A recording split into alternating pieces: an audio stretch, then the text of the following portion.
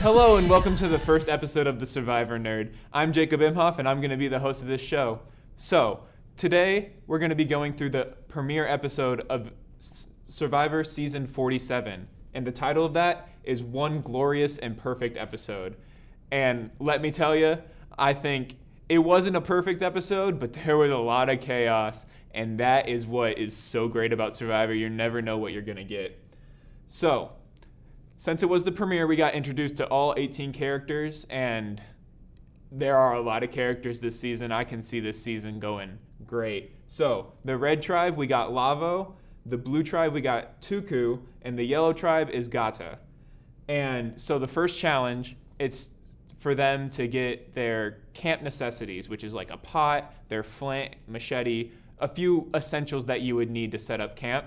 And yellow ends up coming back from, they got behind really early in the challenge, but they came back on the puzzle and actually won. So they sent two people, one from Tuku, the blue tribe, and one from Lavo, the red tribe, to go in battle to see who would end up getting the other camp supplies, which would again be machete, pot, those camp necessities. And TK from the blue tribe actually ends up winning that challenge and is able to bring back that stuff. But Aisha isn't as lucky on the red tribe and doesn't end up bringing back that stuff. And this is actually a different iteration of what they used to do called Sweat versus Savvy. And I think this iteration was honestly a lot better than Sweat versus Savvy, because in Sweat versus Savvy in a few seasons, no one would end up getting the pot and the machete, and that would just immediately put a target on the backs of those players. So with someone winning that challenge and able to bring something back, I think that is a great change that they made. So then we'll go to the beware advantages, and this is where it picked up in this episode. So on the blue tribe, we got we got Gabe on the blue tribe that actually ended up finding that advantage, and he got the clue, and he had actually almost gotten the key down from this rock wall that he had to untangle vines from. And then TK walks up on him and is like, "What are you doing?" And then Gabe tries to play off this really crazy story that he just found this key while he was walking around. And like, Gabe thinks that TK is fooled, but TK in his confessional was kind of like, "I don't really know how I feel about this guy." And that's how a lot of confessionals went in this episode. So then he ends up finding this key, and then he has Sue, another person on the blue tribe, who he feels really good about. He had her on a lookout for when people came back to camp, because he went to get that box and unlock it with that key. So Sue was his lookout. He went and got the box. He unlocked it. There was another box inside of that box, and it had another clue, and it said, your ability to vote is restored, but if you want to risk it, you can get an even more powerful idol, because that first idol that he got was only good for one tribal council.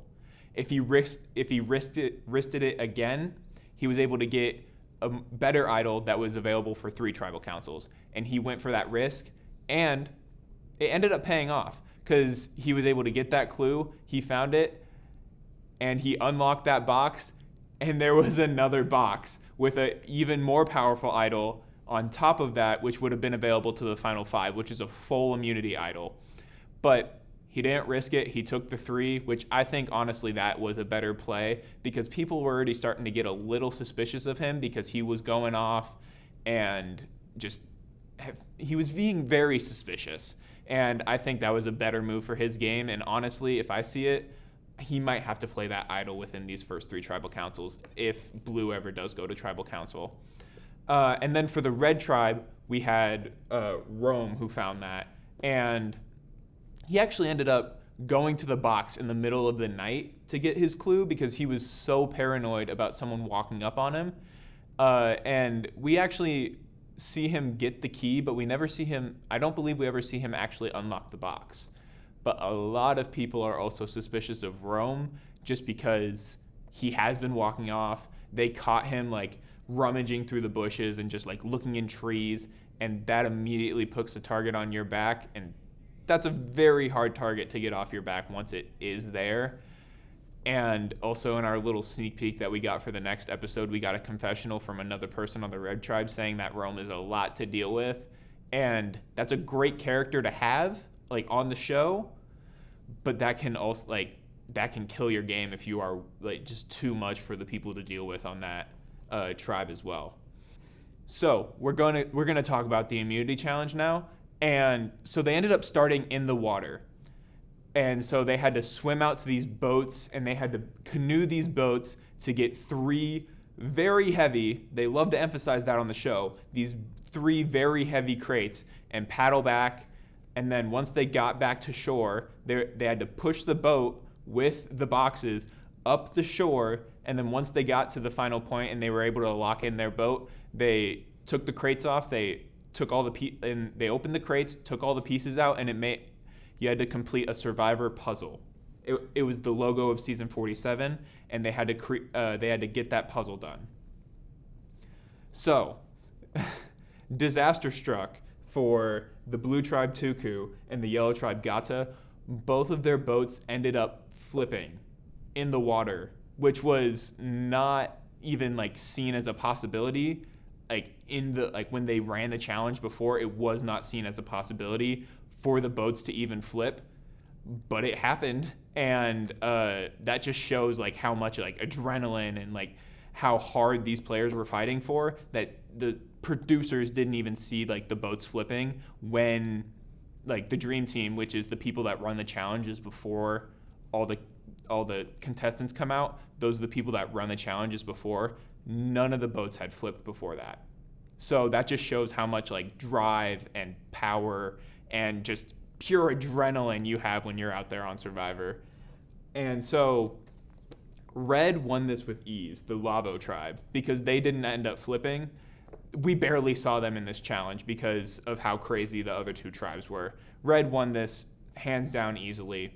And this immunity came actually with a reward, which was shelter building, or like beef up your shelter a little bit. So they got like a saw, some twine to like help tie things together, and simple things like that. And the second place team, they didn't get nearly as much as Red, but they also got a small kit. So they were going through the challenge, and it was really close between the Tuku tribe and the Gata tribe, because blue and yellow, they both flipped. So they were really close to each other. Blue ended up squeaking out that victory, but during that time that they were taking the puzzle, this fun character that we have named Andy, he ended up walking off to the side and laying down closer to like the trees and everything that was over there.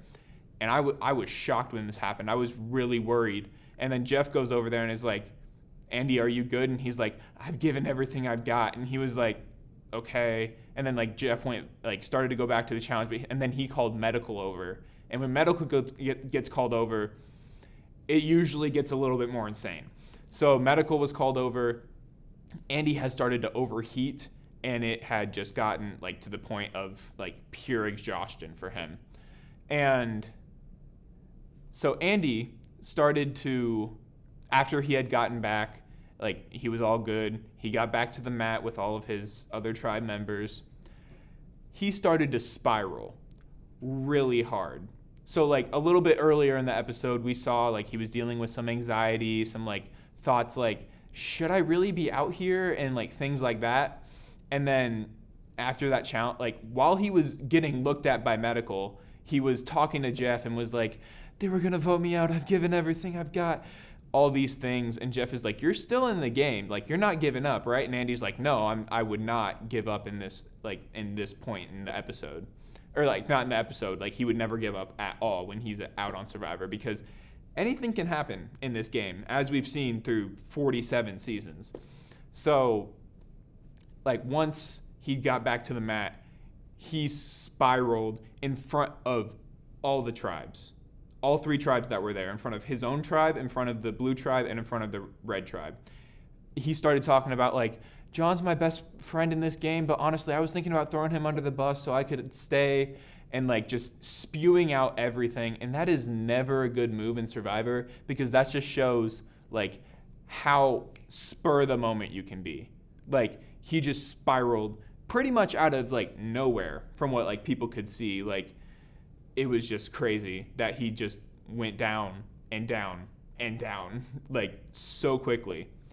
And then we get back to the yellow tribe, and Andy sits everyone down and is like, I'm back more, like, I was only at like 80% on that mat there. I'm feeling a lot better now.